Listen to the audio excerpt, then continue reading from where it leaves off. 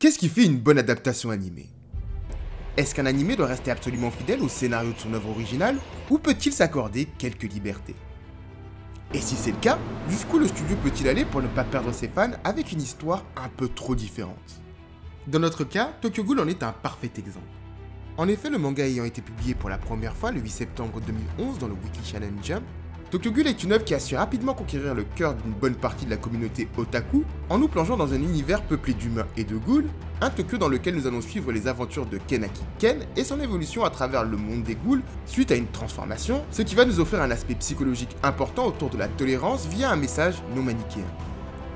Fort de son succès, c'est donc assez naturellement que l'œuvre créée par Sui Ishida fut adaptée en animé en 2014 par les studios Pierrot, un animé qui en effet déçoit par son scénario et son animation trop simpliste, ce qui bien entendu a amené de nombreux fans à demander explicitement une nouvelle adaptation.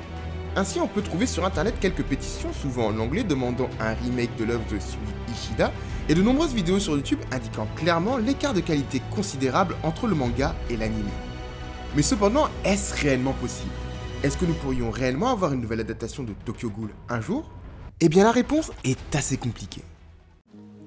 Commençons par l'argument des fans du manga, et que personnellement je partage de tout cœur, qui est bien entendu les écarts entre l'anime et le manga, des écarts qui peuvent grandement faire penser à un des ancêtres de Tokyo Ghoul, l'anime Full Metal Alchemist dont sa première version était sortie en 2003. Ici, pour parler de similitudes, les deux mangas ont la particularité de débuter plus ou moins de la même manière que leur œuvre originale, pour au final prendre une direction tout autre environ à la moitié de leur histoire. Et pour ne parler que de Tokyo Ghoul, sans aller sur sa suite Tokyo Ghoul RE, la première partie de l'anime, bien qu'elle conserve la trame empruntée par le manga, n'aborde pas de nombreux éléments structurants à l'œuvre, comme les questionnements autour du docteur Kano, de Lise et de la transformation de Kaneki, ou encore sur les ghouls elles-mêmes. L'anime se permet également de raccourcir certains flashbacks ou backstory des personnages, tout en réordonnant chronologiquement certains événements du manga qui rendent l'évolution du personnage principal dans le monde des ghouls moins efficace. Enfin, certains événements sont ellipsés et même modifiés, ce qui enlève de la profondeur à l'anime. Et bref, bien que ces éléments seraient déjà suffisants pour donner raison à tous ceux qui préfèrent la version manga, le coup de massue arrive réellement lors de la saison 2 où, spécialement pour l'occasion, l'histoire de Tokyo Ghoul fut complètement réécrite.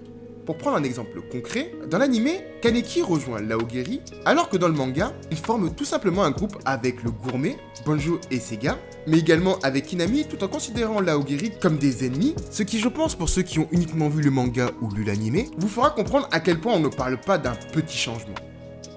En soi, on pourrait dire que l'anime aborde une nouvelle piste, mais ce n'est pas réellement le cas. En effet, la libération des ghouls en prison arrive quand même dans le manga, même si elle est moins détaillée, et surtout sans Kaneki. Ainsi, l'anime mixe encore une fois réalité et fiction, alors que le manga prenait le temps d'intégrer une nouvelle intrigue, celle autour du Dr Kano et de Lise, nous permettant d'en savoir plus sur le destin de Kaneki. Ajoutez à cela une animation qui à de nombreuses occasions manque d'impact, et vous trouverez les raisons derrière le mécontentement de l'anime, et la volonté de voir un nouveau remake sortir prochainement. Et très personnellement, je trouve que Tokyo Ghoul mériterait d'avoir une nouvelle adaptation animée. Mais la question qui nous intéresse, c'est de savoir si ça peut arriver prochainement ou si ça peut arriver tout court. Et bien, en ce qui concerne le prochainement, eh bien c'est assez compliqué. Pour commencer, en ce qui concerne sa comparaison avec Full Metal Alchemist, il y a quand même des différences qui sont tout de même notables. En effet, lors de la première adaptation de FMA qui fut réalisée en 2023, le manga était toujours en cours de parution. Et bien que le studio Bones a fait son possible pour ne pas prendre trop d'avance en incorporant des fillers, il a bel et bien été obligé d'imaginer à un moment une fin alternative. Et ça a sûrement été fait avec l'accord de son auteur, Hiromu Arakawa. Alors que pour Tokyo Ghoul, non seulement le manga était terminé au moment de la sortie de l'anime, mais en plus ce dernier a été supervisé par Sui Ishida lui-même. On peut donc facilement imaginer que c'est le mangaka lui-même qui a souhaité proposer une histoire alternative à son œuvre, ce qui lui donne finalement du crédit. De plus, bien que l'histoire diverge, eh bien le propos reste le même. C'est pour ça que plusieurs fans n'ayant pas lu le manga apprécient tout de même l'anime, et puis en bonus, on peut dire que les OST sont plutôt pas mal. En effet, le message non manichéen passe toujours, donc son message de tolérance, et également la fin reste plus ou moins la même. Bon, on peut quand même constater quelques libertés d'adaptation, même de grosses libertés, mais en soi l'anime arrive quand même à nous plonger dans un côté assez sombre, surtout en deuxième saison. Et personnellement, moi j'ai découvert l'anime avant le manga, et même si j'ai été perdu quelques fois, eh bien je trouvais quand même l'adaptation plutôt cool avant d'avoir lu le manga. Maintenant que j'ai lu le manga, c'est une autre histoire. Mais bon, au-delà de ça, je trouve quand même qu'un remake serait justifié, mais pour pouvoir répondre à cette question, eh bien il faut s'intéresser à quelque chose de plus important, il faut s'intéresser aux licences. En effet, bien que les rumeurs associent souvent un remake produit par le studio MAPPA, il est quand même important de rappeler que pour le moment, c'est toujours les studios Pierrot qui détiennent les droits sur l'animé. Par conséquent, vous l'aurez sûrement compris, mais cela bloque toute adaptation qui pourrait être proposée par un autre studio d'animation, et ça jusqu'à que la licence soit cédée. Sachant que pour le moment, aucune information ne semble montrer que les studios Pierrot souhaitent se débarrasser ou céder la licence à un autre studio. Ce qui, vous l'aurez compris, rend pour le moment la production d'un remake par MAPPA impossible. Et quand bien même on resterait du côté des studios Pierrot, et bien pour le moment son catalogue de production, il ne semble pas intégrer d'éventuels projets autour de Tokyo Ghoul, sachant que pour le moment le studio s'occupe déjà d'une adaptation importante, à savoir celle de la guerre sanglante de 1000 ans de Bleach, dont la seconde partie est attendue en juillet, et qui sera sûrement loin d'être la dernière partie. Alors, est-ce que cela signifie que Tokyo Ghoul ne sera jamais réadapté en animé? Eh bien, ce n'est pas tout à fait le cas. Car oui, ce qui scellera définitivement le sort de Tokyo Ghoul, c'est bien l'engouement qu'on continuera à avoir autour de l'œuvre.